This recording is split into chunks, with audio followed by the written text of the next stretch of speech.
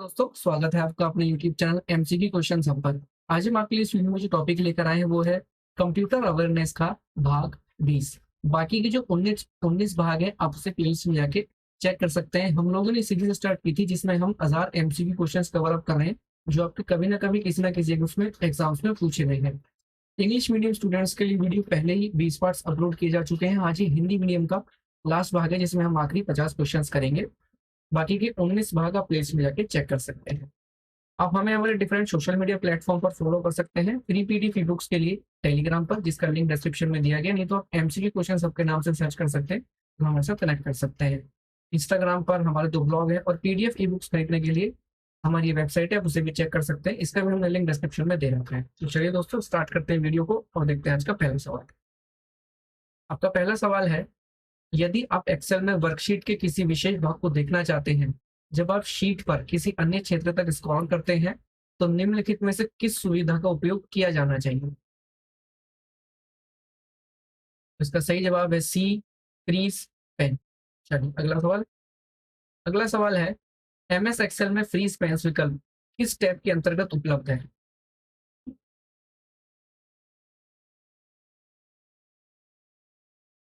इसका सही जवाब है सी, देखिए, यानी कि व्यू। चलिए अगला सवाल देखते हैं। अगला सवाल है, एक पाई चार्ट की तरह एक डैश संपूर्ण भागों के संबंध को दर्शाता है और इसमें एक से अधिक डेटा श्रृंखलाएं हो सकती हैं। इसका सही जवाब है सी, डोनट चार्ट। चलिए अगला सवाल देखते हैं। अगला सवाल है, किस भाषा को प्रोसेस करने के लिए कंप्यूटर द्वारा रूपांतरण की आवश्यकता नहीं होती है और इसे सीधे प्रोसेस किया जा सकता है? इसका सही जवाब है शी, बी, मशीनी भाषा, यानी कि मशीन लैंग्वेज। चलिए अगला सवाल देखते हैं। अगला सवाल है, एचटीएमएल में निम्नलिखित में से किस शीर्षक टैग का फॉन्ट आकार सबसे बड़ा है?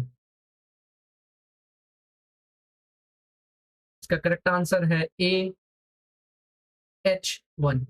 चलिए अगला सवाल। अगला सवाल है, निम्नलिखित में से किस बस में अपस्ट्रीम और डाउनस्ट्रीम दोनों पार्ट एक ही होज से निकलते हैं? इसका सही जवाब है सी, यूएसबी। चलिए अगला सवाल। अगला सवाल है, यूएसबी के किस संस्करण को सुपर स्पीड यूएसबी के रूप में जाना जाता है? इसका सही जवाब है सी, यूएसबी 3.0। चलिए अगला सवाल। अगला सवाल है, यूएसबी 3.1 मानक और यूएसबी 3.0 और यूएसबी 2.0 के साथ डैश संगत है।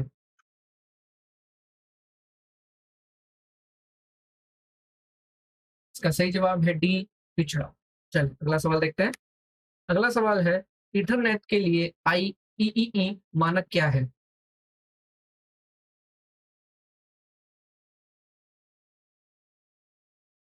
इसका सही जवाब है सी, आईईई 802.3।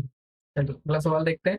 अगला सवाल है, निम्नलिखित में से कौन सा फीचर एमएस वर्ड 2007 में नहीं है लेकिन फॉर्मेट टैब के तहत इलस्ट्रेशन में एमएस वर्ड 2010 में पेश किया गया है?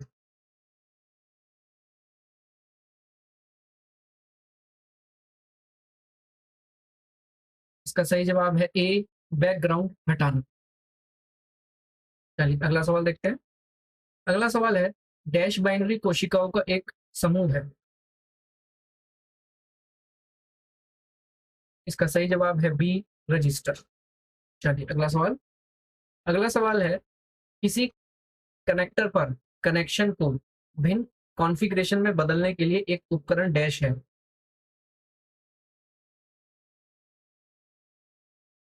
इसका सही जवाब है सी, एक अडाप्टर। चलिए अगला सवाल।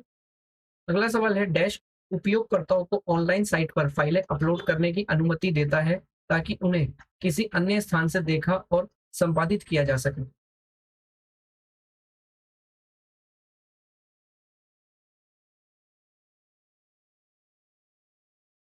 इसका सही जवाब है डी, माइक्रोसॉफ्ट ऑफिस लाइव। चलिए अगला सवाल। अगला सवाल है, प्रतिच्छेदित स्तंभ और पंक्ति का अक्षर और संख्या डैश है।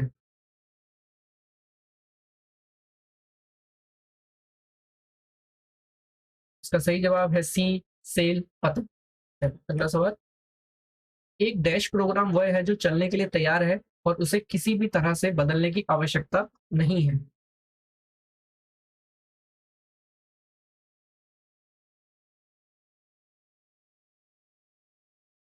इसका सही जवाब है सी, निष्पादन योग्य।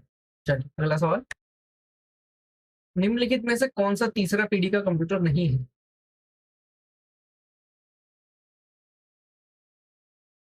इसका सही जवाब है बी, IBM 1401। चलिए अगला सवाल, अगला सवाल है, पहला यांत्रिक कैलकुलेटर किसके द्वारा बनाया गया था?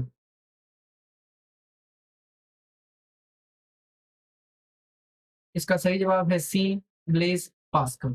चलिए अगला सवाल देखते हैं। अगला सवाल है, निम्नलिखित में से कौन सा छवि संपादन सॉफ्टवेयर है जिसमें आप छवि बना और संपादित कर सकते हैं?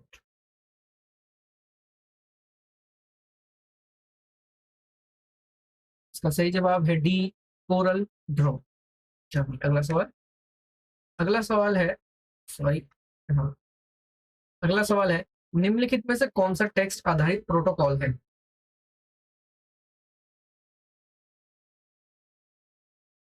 इसका सही जवाब है डी, टेलनेट। चलिए अगला सवाल देखते हैं। अगला सवाल है, CSMA dash O slash CD में कंप्यूटर डेटा का एक निश्चित इकाई भेजता है जिसे डैश के रूप में जाना जाता है। इसका सही जवाब है बी, पैकेट। चलिए अगला सवाल, अगला सवाल है, कंप्यूटर की हार्ड डिस्क पर सहेजी गई फाइलों को खोजने के लिए हम डैश विकल्प का उपयोग कर सकते हैं।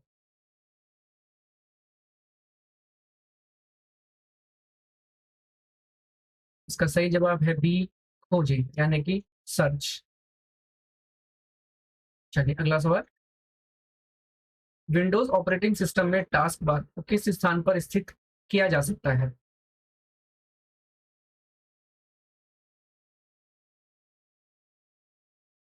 इसका सही जवाब है डी, स्क्रीन पर कहीं।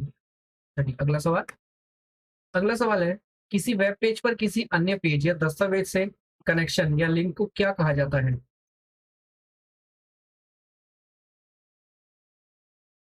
इसका सही जवाब है बी, हाइपरलिंक। चलिए अगला सवाल देखते हैं दोस्तों। अगला सवाल है, निम्नलिखित में से किस उपकरण हार्डवेयर का उपयोग कंप्यूटर के विभिन्न भागों में विद्युत शक्ति वितरित करने के लिए किया जाता है?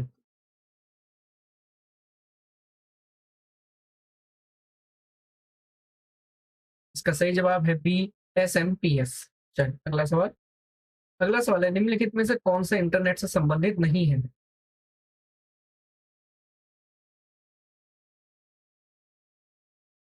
इसका सही जवाब है डी, VG। चलिए अगला सवाल देखते हैं। अगला सवाल है, निम्नलिखित में से कौन सा हार्डवेयर नहीं है?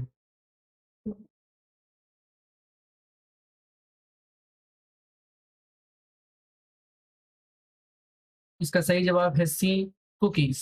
चलिए अगला, निम्नलिखित में से कौन सी इकाई क्षतिग्रस्त होने पर अनियमित ध्वनि उत्पन्न करती है?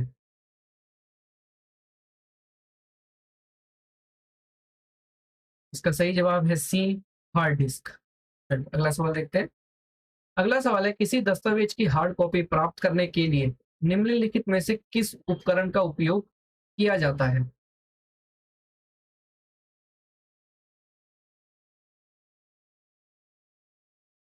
इसका सही जवाब है बी, प्रिंटर। चलिए अगला सवाल देखते हैं। अगला सवाल है, DLL में डी का क्या अर्थ है?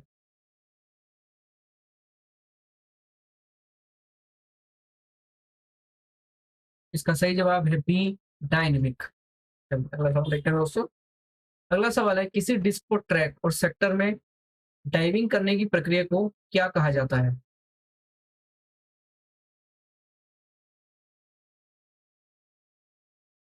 इसका सही जवाब है सी, फॉर्मेटिंग।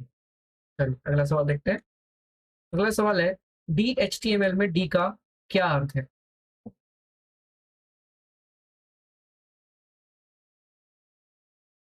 इसका सही जवाब है सी, गतिशील। चलिए अगला सवाल, कंप्यूटर जगत में निम्नलिखित में से क्या अवैध है?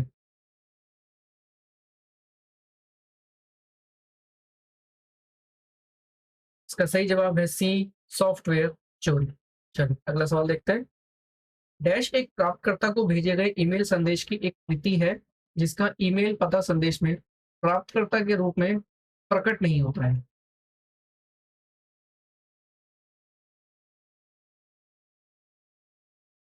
इसका सही जवाब है बी, बीसीसी। चलिए अगला सवाल देखते हैं। अगला सवाल है, ASP.NET एक dash server side web application framework है जिसे वेब विकास के लिए डिजाइन किया गया है।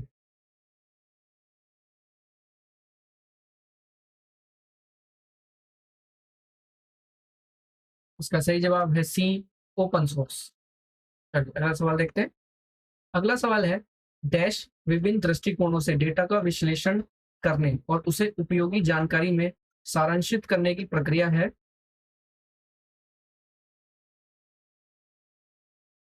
इसका सही जवाब है बी, डेटा माइनिंग। चलिए अगला सवाल देखते हैं दोस्तों। अगला सवाल है, डैश एक ऐसी तकनीक है जो एक या अधिक स्रोतों से संचरित डेटा एकत्र करती है ताकि अधिक व्यावसायिक जानकारी के लिए इसकी तुलना और विश्लेषण किया जा सके।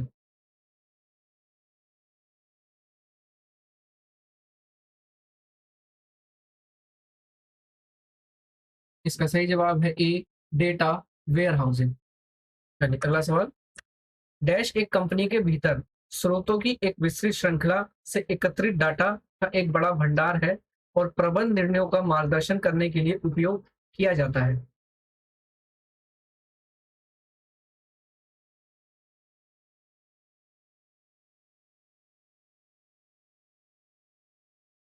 इसका सही जवाब है बी, डेटा वेयर हाउस।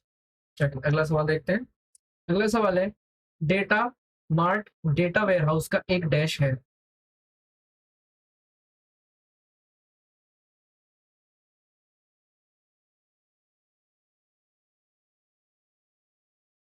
इसका सही जवाब है ए, उप समुच्चय। अगला सवाल देखते हैं। अगला सवाल है, डैश वेब पेजों की तेजी से लोड करने के लिए क्लाइंट की मशीन पर संग्रहित वेब पेज संसाधनों का एक अस्थायी भंडारण है।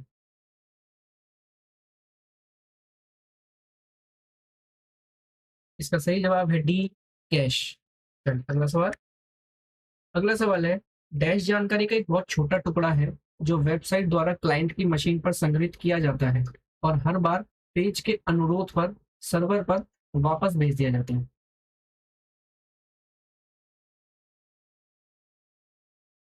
इसका सही जवाब है सी, कुकी।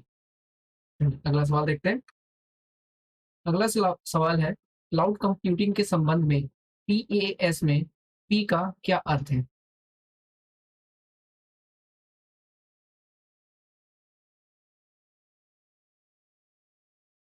इसका सही जवाब है सी, प्लेटफॉर्म। चलिए अगला सवाल देखते हैं। अगला सवाल है, क्लाउड कंप्यूटिंग के संबंध में आईएएस में आई का क्या अर्थ है।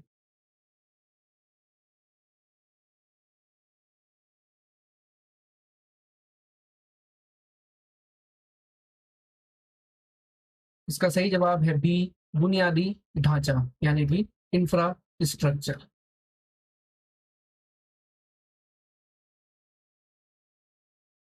चलिए अगला सवाल देखते हैं दोस्तों। अगला सवाल है, डैश को सार्वजनिक इंटरनेट पर तृतीय पक्ष प्रदाताओं द्वारा दी जाने वाली कंप्यूटिंग सेवाओं के रूप में परिभाषित किया गया है जो उन्हें किसी भी व्यक्ति के लिए उपलब्ध कराती है जो उनका उपयोग करना या खरीदना चाहते हैं। इसका सही जवाब है बी, सार्वजनिक बांटन।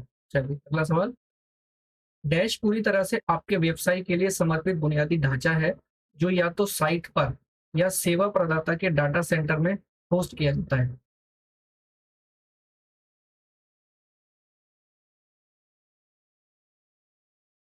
इसका सही जवाब है ए, निजी बादल। चलिए अगला सवाल है, डैश बनाने के लिए निजी बादलों को सार्वजनिक बादलों के साथ भी जोड़ा जा सकता है।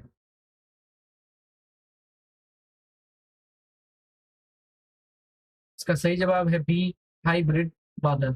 चलिए अगला सवाल, एमएस वर्ड में वर्तनी और व्याकरण जांच सुविधा किस स्टेप के अंतर्गत उपलब्ध है। इसका सही जवाब है सी, रिव्यू। चलिए अगला सवाल देखते हैं। सुरक्षित high speed data transfer network है जो समेकित ब्लॉक स्तरीय स्टोरेज तक पहुंच प्रदान करता है।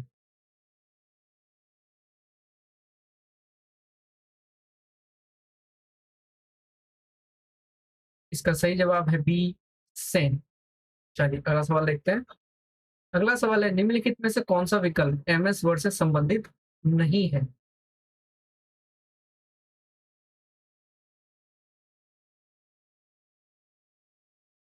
इसका सही जवाब है सी, स्लाइड शो।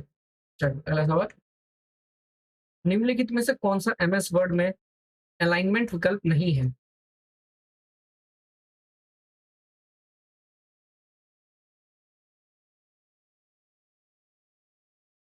इसका सही जवाब है डी, लैंडस्केप। चलिए आखिरी सवाल देखते हैं आज का। विषम चुने।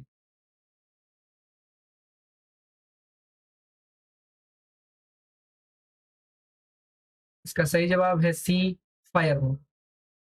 तो चलिए दोस्तों, आज की वीडियो में इतना ही। अगर आज की वीडियो पसंद आई हो तो लाइक और शेयर जरूर करें, और अगर आप चैनल पे नए हैं तो चैनल को सब्सक्राइब जरूर करें। फ्री पीडीएफ ई बुक्स पाने के लिए आप हमारे साथ हमारे टेलीग्राम चैनल पे जुड़ सकते हैं, जिसका लिंक हमने डिस्क्रिप्शन में दिया गया है। साथ ही साथ वो हमारे इंस्टाग्राम चैनल पे भी जुड़ सकते हैं, जिसका लिंक डिस्क्रिप्शन में मौजूद है। बाकी पीडीएफ ई बुक्स के लिए आप हमारी वेबसाइट चेक कर सकते हैं, जिसका भी लिंक हमने डिस्क्रिप्शन में दिया हुआ है। तो चलिए दोस्तों, मिलते हैं अगली वीडियो में। तब तक अपनी तैयारी करते रहिए। Wish you all the best. Thank you. और हाँ, हम एक बात आपसे और चाहेंगे, ये हमारी 1000 क्वेश्चन सीरीज खत्म हो गई है। अब हम आगे कंप्यूटर की क्या एक और 1000 क्वेश्चन की सीरीज स्टार्ट करें, या फिर हम उसको टॉपिक वाइज स्टार्ट करें? तो आप जो कमेंट करके जरूर बताएं, हम उसी तरीके से इस वीडियो को, सीरीज को फिर से आगे से स्टार्ट करें। तो चलिए दोस्तों, मिलते हैं अगली वीडियो में। जब तक अपनी तैयारी करते रहिए। Wish you all the best. Thank you.